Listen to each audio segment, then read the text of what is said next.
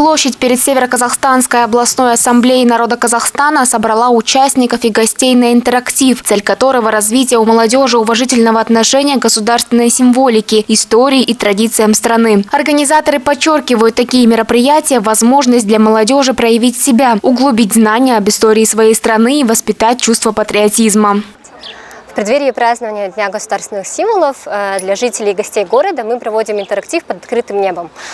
Мероприятие направлено на то, чтобы в интересной и доступной обстановке рассказать как взрослым, так и детям о важности государственных символов нашей страны.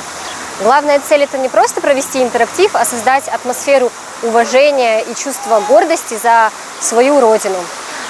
Потому что мы считаем, что патриотическое воспитание начинается с таких простых вещей, с рисунков, с викторин, с живого общения.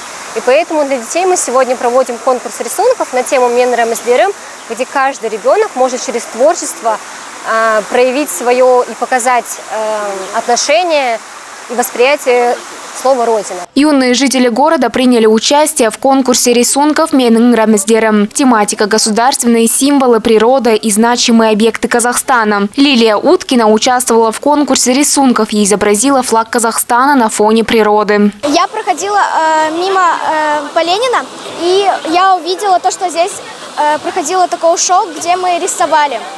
И я начала рисовать, и нас будут награждать памятками, шоколадками Казахстана. Мы рисовали символы Казахстана.